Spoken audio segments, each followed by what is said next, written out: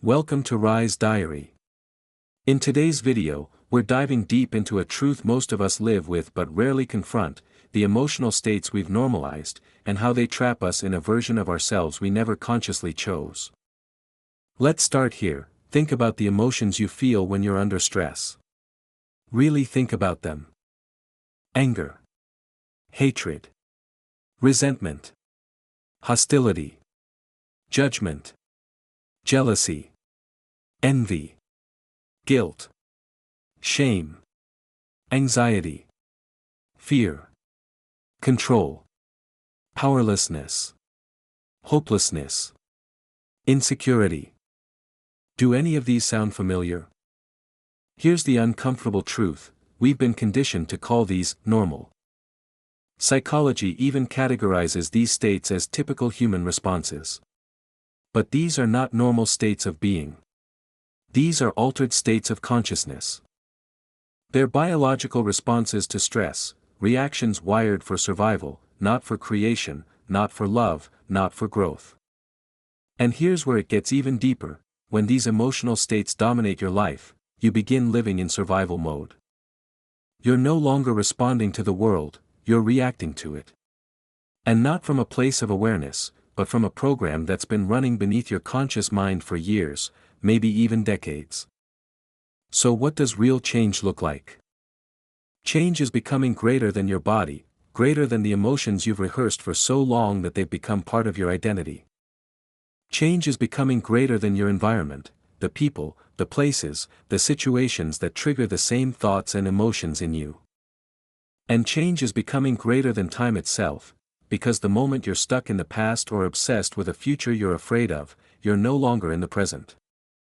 And the present is where transformation happens.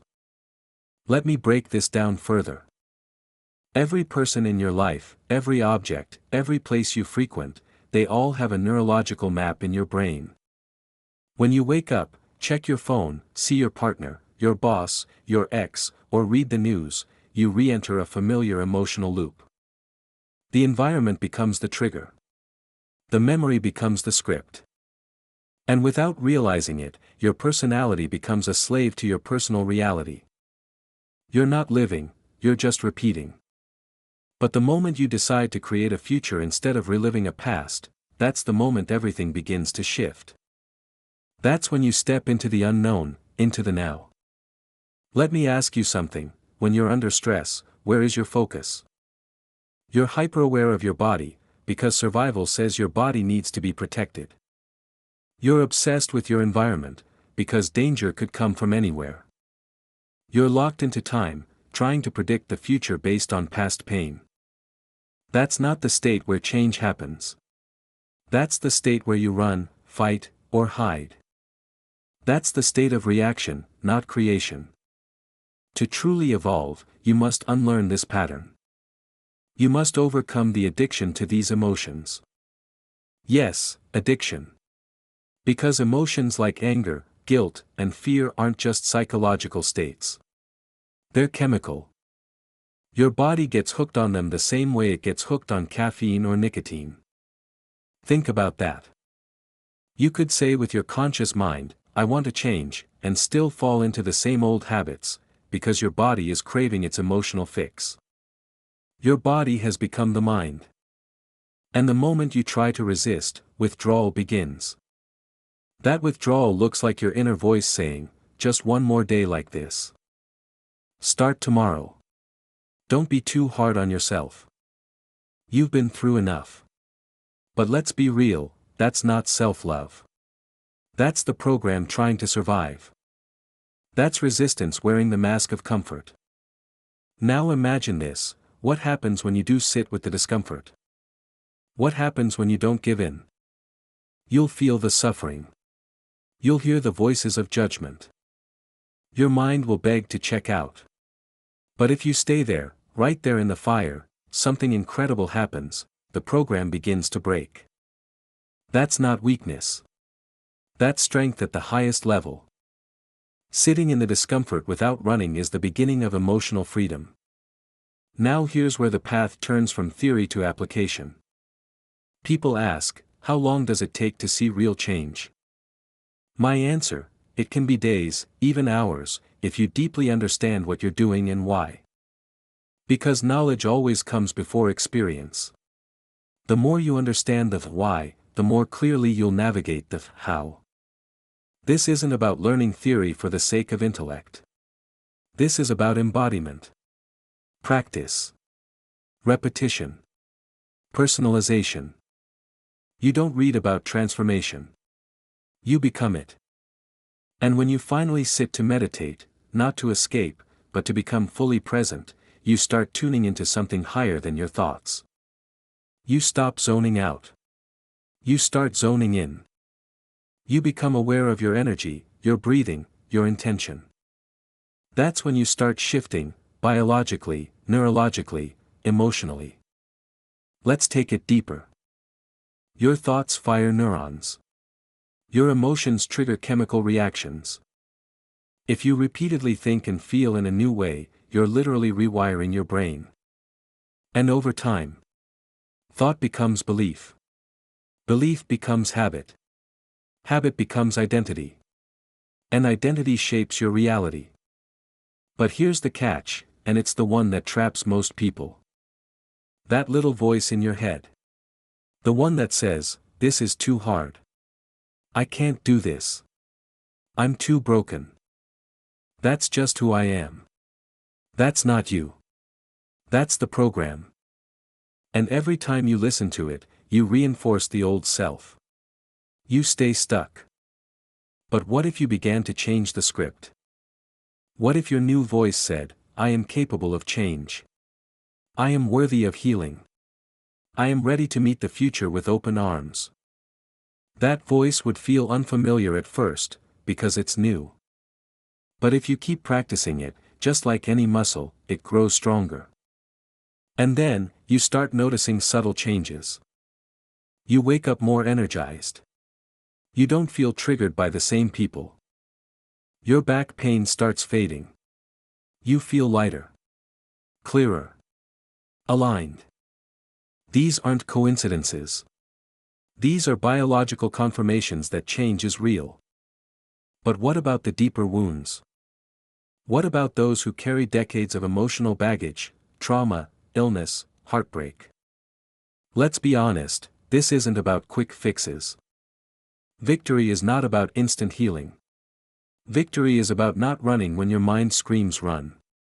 Victory is about staying when it burns, when you want to quit. Because in that moment, the one where you sit with the unbearable and don't flee, you're rewiring the entire system. People say, "It hurts. I must be doing something wrong." No. If it hurts, you're doing it right. That's the work. We don't tell people to dig endlessly into their past. We don't need to relive trauma to heal from it. We teach people to overcome the emotion tied to the memory. Because once you dissolve the emotional charge, the memory loses power. What's left is insight. Understanding. Even wisdom. And yes, insight matters. Seeing how your past shaped your patterns is powerful. But insight without embodiment is useless. You can understand your trauma and still live from it daily. Some people build their identity around their pain. They say, "I am this way because of what happened to me." But that's not healing. That's repetition. We've watched people, who've survived abuse, betrayal, abandonment, sit through this work until something inside them broke open. And in that moment, they didn't just remember, they remembered with love. Even for the ones who hurt them. That's not weakness. That's freedom. And that freedom doesn't just feel good, it rewires your system. Neurologically. Chemically. Genetically. Your biology starts aligning with your new identity. Here's the most misunderstood truth of all: you cannot keep thinking the same, choosing the same, feeling the same, and expect to become someone new. You want new results. You need a new energy. A new identity. A new vision. Even forgiveness, real forgiveness, isn't just a decision. It's not saying, "I forgive you," through clenched teeth. It's not about words. It's a state of being. It's when the emotional charge is gone.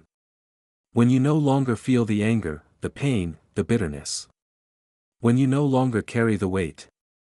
That's when forgiveness is real. That's when you're finally free. And if you say, "But they hurt me. I can't forgive them." Start by forgiving yourself. Forgive yourself for holding on. Forgive yourself for not knowing better. Forgive yourself for your mistakes. Because the truth is, we all want grace. We all want compassion. So give it. Not for their peace, but for yours. Ask yourself honestly, how long do you want to stay in pain? Because staying in anger, resentment, guilt, it's not punishment to others. It's punishment to yourself. It's your energy leaking into a past that can't be changed. And you need that energy, not just to survive, but to create. To build. To live again. Forgiveness isn't weakness. It's power.